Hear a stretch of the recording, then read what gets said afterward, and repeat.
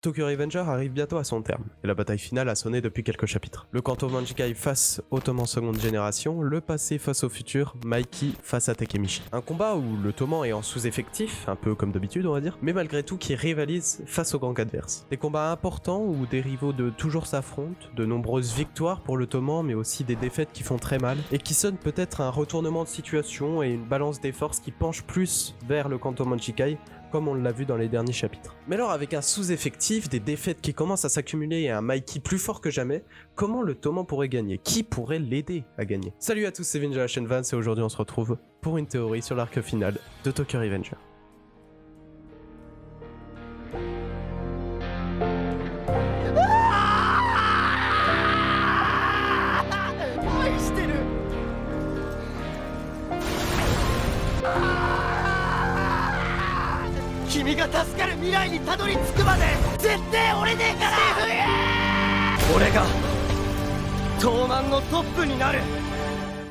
Bon, pour commencer, on va s'attaquer à ceux qui sont directement sur le terrain. On peut prendre l'exemple de Kokonoi, bras droit de Mikey et ami de toujours de Inupi. Kokonoi est resté au final très passif depuis le début de l'affrontement, à un point même qu'il refuse d'affronter Inupi et c'est Wakasa qui va l'affronter. Mais alors pourquoi? Pourquoi rester aussi passif dans un moment si important? Tous ces événements indiquent une seule chose.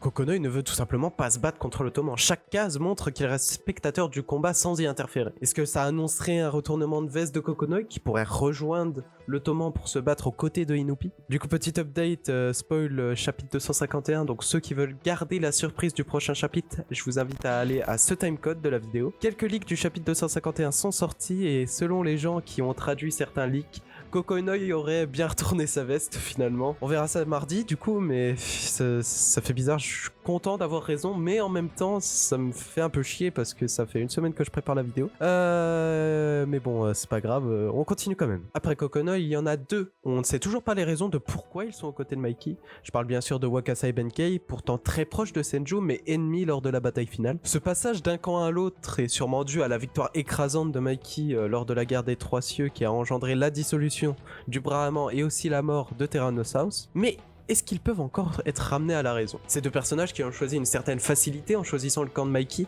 qui affrontent désormais le gang dont fait partie Senju. Pour moi, la seule personne qui puisse les faire ramener au Toman, c'est bien sûr du coup Senju. Mais bon, pour l'instant, elle est un peu dans le mal à cause de Sansu, donc à voir comment ça se bidouille, mais personnellement, Wakasa et Benkei pourraient clairement rallier les forces du Toman, tout comme les détruire. En ce qui concerne désormais les gens qui ne sont pas à la bataille des Trois Cieux, et on va commencer par le plus évident, Takeomi. Dans les derniers chapitres, on l'avait vu aux côtés de Senju, qui était alors déprimé après la dissolution du Brahman. Takeomi Akashi, grand frère de Sanzu et de Senju, surnommé Mars, le dieu de la guerre, n'est pas présent lors de cette bataille finale. On disait sous le commandement de Takeomi, l'issue de toute guerre était certaine, un patron qui n'en avait peut-être pas le calibre, mais qui pouvait mener une bataille à bien. Et ce serait peut-être ce qui manque clairement au Toman lors de cette bataille. Un leadership, quelqu'un qui serait là au cas où ça va mal. Takemichi incarne pour l'instant ce personnage-là, car tout simplement il a créé ce gang, mais il a été un peu obligé de l'incarner. Mais pour diriger aussi des troupes pendant qu'il est occupé à combattre Kakusho, ça risque d'être un peu compliqué. C'est pour ça que Takeomi pourrait être le bienvenu au final dans cette bataille, mais aussi pour Sanzu, tout simplement. On l'a vu dans le dernier chapitre, Senju n'a pas du tout réussi à raisonner Sanzu.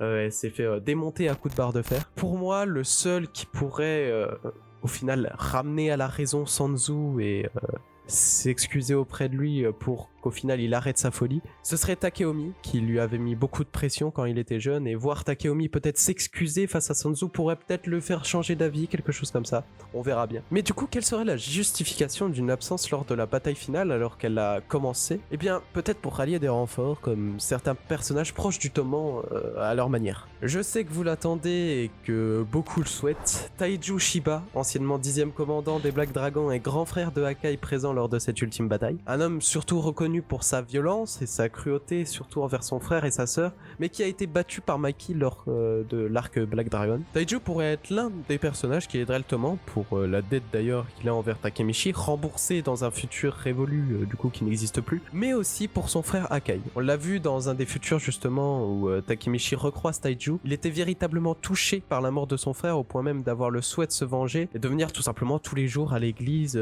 prier pour lui, etc. Donc voilà, Taiju qui pourrait avoir été contacté par Hakai et Takemichi et cherché par la suite par Takeomi qui viendront du coup un peu plus tard. Pour finir, bon, Par contre là, ça risque d'être un peu compliqué. Kazutora, qui après les événements avec Baji a fini en prison pour au moins 10 ans selon ses dires, ne pourrait normalement pas participer à cette guerre. Les deux seuls moyens pour que Kazutora arrive, qui reste à peu près plausible dans la bataille face au Koto Mojikai, ce serait soit qu'il s'échappe de prison, ce qui reste assez improbable venant de lui, qui voulait justement se repentir après la mort de Baji, ou bien une réduction de peine, du fait qu'il est mineur et donc qu'il aurait pu sortir peut-être 3 ans après seulement la mort de Baji, ce qui reste aussi assez improbable, mais bon, on peut toujours rêver d'avoir un affrontement où Kazutora se bat à côté de Takemichi pour battre Mikey. Voilà pour cette théorie, j'espère que cette vidéo vous aura plu. Je pense que je vais faire quelques vidéos comme ça parce que ça me plaît bien de les tourner et de les écrire. En ce qui concerne la vidéo Histoire 2, le prochain du coup sera Baji. J'ai commencé à l'écrire et je pense vous la sortir peut-être pour dimanche prochain. En tout cas, moi je vous laisse là-dessus. Dites-moi en commentaire ce que vous pensez du coup de cette théorie et peut-être même la développer. N'hésitez pas à vous abonner et à liker, à nous rejoindre aussi sur Instagram. Je vous laisse, portez-vous bien parce que c'est plus important. Ciao!